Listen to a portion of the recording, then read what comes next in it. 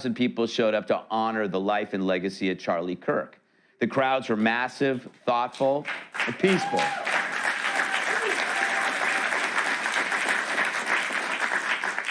Yep, 100,000 people. Elon Musk said it was like a family reunion.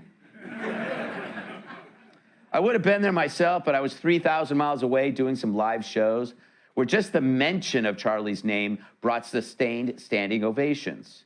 But in every venue, there was an energy there, and it wasn't one of anger or vengeance, but of hope and love. It brings to mind, at least to me, a comparison. I think back to the days after George Floyd, when there was a different sort of energy, an energy channeled into violence, arson, looting, and ultimately death. They were punishing people who were already struggling and cheered by liberals whose struggle is choosing between Martha's Vineyard or the Hamptons. And yet here was a different response. In fact, even though many of us felt the rage from Kirk's murder in our very bones, it was indeed personal. We didn't conclude that it gave us license to harm others. We didn't use it to justify burning down stores or stealing shoes or jewelry or hair pieces.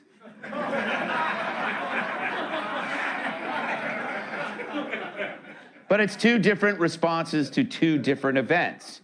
What can we glean from that? What does it say about a people, call them Republican or conservative or Christian or just plain normal, whose response to grief and outrage is its very opposite? And the other people, call them the left, the self-identified oppressed, the few remaining Jimmy Kimmel fans, who saw Floyd's death not just as an avenue for retribution, but also for theft and barbarism. They shouted Black Lives Matter while their riots left a dozen black people dead. But among Kirk's mourners, the idea of violence and revenge never crossed their minds. It's not that we don't feel rage, it's that we don't act on it because our moral standards forbid it. Well, that and when you have a job and a family to support, it's hard to squeeze in burning cop cars and stabbing people into your daily schedule. We're also not dumb enough to burn down the grocery store that we shop at every Thursday.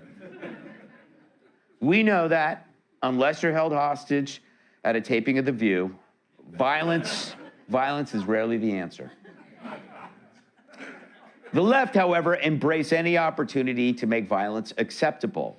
To them, violence is the language you speak to the oppressor. There are no standards to their behavior. Self-control becomes the enemy. Whether it's burning down police stations, attacking Trump supporters, Tesla cars, or ICE facilities, it's not the event that spawns the actions. It's the hateful ingredient within the people doing it.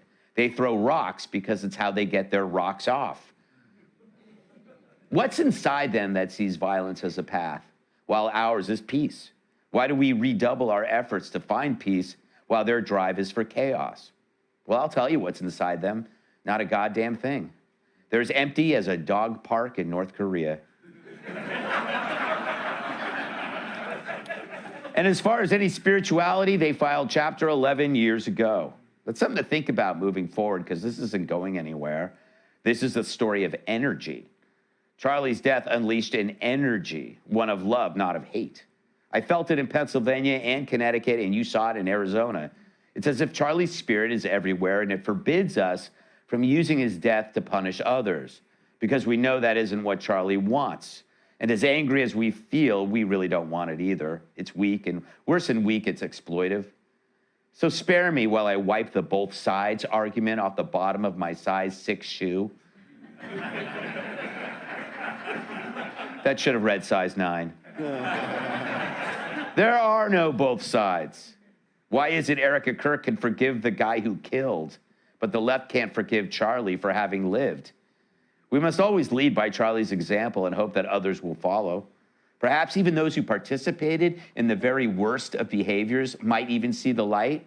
All they have to do is open their eyes and turn off MSNBC and CNN. For the memorial reveals a truth that even I missed. When you look at 100,000 people together, peaceful, forgiving, and calm, you realize that's why the left needs to lie about us. The truth about us is so powerful. And without the distortion filter of the media, this is what people will see. And what they see is what people want to have. Peace, love, understanding. Imagine turning on the TV and seeing that for the first time. you might realize what a lie you've been sold for so long. The left have a right to be scared, but not of guns, but of truth.